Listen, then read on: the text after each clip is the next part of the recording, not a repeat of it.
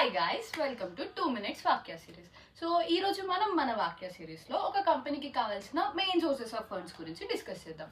So ఏ company అయినా run అవ్వాలి అంటే మెయిన్గా కావాల్సింది ఫండ్స్. సో ఒక కంపెనీకి ఫండ్స్ ఎలా వస్తాయి, వీటిని ఎలా జనరేట్ చేస్తుంది అంటే మెయిన్గా ఏ కంపెనీకి అయినా 3 సోర్సెస్ ఆఫ్ ఫండ్స్ ఉంటాయి: ఈక్విటీ, ప్రిఫరెన్స్ అండ్ డెట్. ఈక్విటీలో ఇన్వెస్ట్ చేసే వాళ్ళని ఈక్విటీ షేర్ హోల్డర్స్ అంటారు. They are the actual owners of the company. And ప్రిఫరెన్స్లో ఇన్వెస్ట్ చేసే వాళ్ళని ప్రిఫరెన్స్ షేర్ హోల్డర్స్ అంటారు.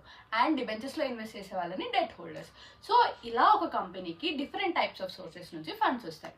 ఎందుకు ఇలా డిఫరెంట్ సోర్సెస్ అని అంటే, సపోజ్ మనమే ఉన్నాం, ఒక్కొక్కరిది ఒక్కొక్క మెంటాలిటీ ఉంటుంది. సపోజ్ కొంతమంది ఏమో రిస్క్ ఎక్కువ పర్లేదు, నాకు ఎక్కువ రిటర్న్స్ కావాలి అంటారు. ఇంకొంతమంది నేను సేఫ్గా ఉండాలి కానీ రిటర్న్స్ రావాలి అని అనుకుంటారు. రిస్క్ ఎక్కువ తీసుకోకుండా ఉండే మైండ్ సెట్ ఉంటుంది.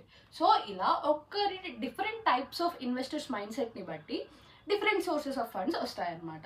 సో నెక్స్ట్ ఎపిసోడ్లో ఇన్ డెప్త్గా ప్రిఫరెన్స్ ఏంటి, ఈక్విటీ ఏంటి, డిబెంచర్స్ ఏంటి అని చూద్దాం. Until then, don't forget to like, share and subscribe to our channel Vakya Classes. So this is Shruti signing off for the day.